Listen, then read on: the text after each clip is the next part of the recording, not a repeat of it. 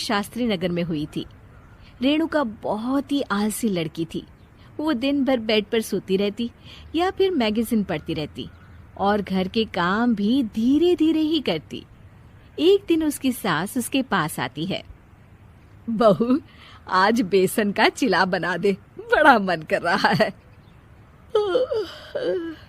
हाँ मम्मी जी, बनाती हूँ थोड़ी देर में।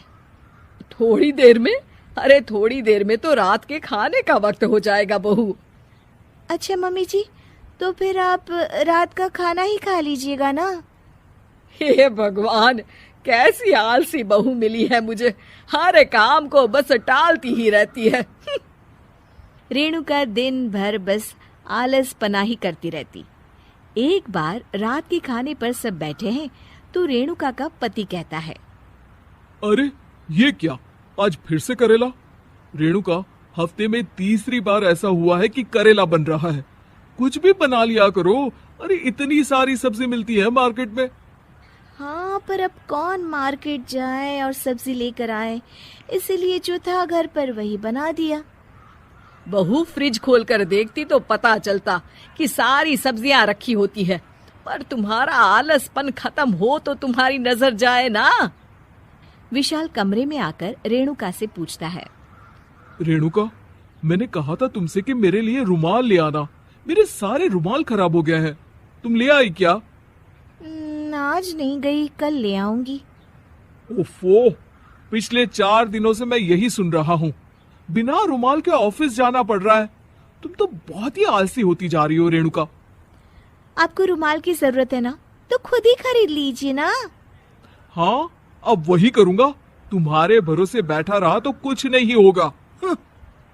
एक दिन दरवाजे पर बेल बज रही होती है और रेणुका सोफे पर बैठी होती है, पर आलस में दरवाजा खोलती ही नहीं। अरे बहू, कितनी देर से बेल बज रही है? क्या कानों में रुई डालकर बैठी हो जो सुनाई नहीं दे रही बेल? मम्मी जी, अब आप आ ही गई हैं तो आप ही खोल दीजिए ना दरवाजा। क्यों मुझे ताना मारकर और देर कर रही हैं? अरे वाह, उल्टा चोर को तवाल को डांटे। सास दरवाजा खोलती है तो उसकी पड़ोसन दरवाजे पर खड़ी होती है। दरवाजा खोलने में इतनी देर क्यों हो गई? सब सो गए थे क्या?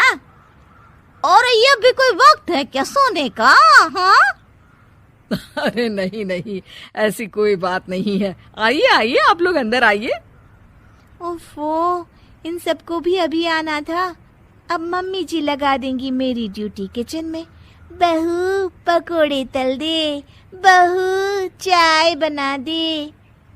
अरे बहू, सो गई क्या? कब से आवाज दे रही हूँ, जा चाय बना कर लिया। हाँ मम्मी जी, अभी जाती हूँ थोड़ी देर में। सास रेणुका को आंख दिखाती है। मतलब थोड़ी ही देर लगेगी चाय बनाने में, अभी ले आती हूँ, बस झटपट। रेणुका रसोई में जाती है और इसी आलसीपन में वो चीनी की जगह नमक डाल देती है। जैसे ही सब चाय का घूंट भरते हैं, चाय थूक देते हैं। थू थू थू थू, ये कैसी चाय बनाई है तूने रेणुका? इसमें तो सारा नमक भरा है। हाँ, और ये पकोड़े, इसमें इतनी मिर्च है कि मेरी तो हालत ही खराब हो गई खाकर।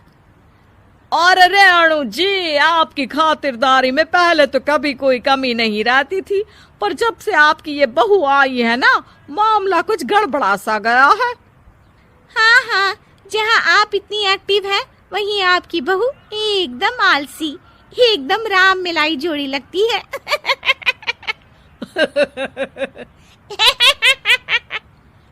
अच्छा जी, चलते हैं अब। नमक वाली चाय पिलाने के लिए बहुत बहुत शुक्रिया। सब वहां से चले जाते हैं। अरे तूने तो मेरी नाक ही कटा दी बहू। वे लोग क्या सोच रहे होंगे मेरे बारे में? मम्मी जी, मैंने तो शक्कर ही डाली थी, पता नहीं नमक कैसे बन गई शक्कर। शक्कर नमक नहीं बना बहू रानी, तुम्हारा ये जो आलसपना है ना, ये उसी का नतीजा है। सॉरी मम्मी जी, अब मैं ये आलसपन छोड़कर सारे काम अच्छे से मन लगाकर करूंगी।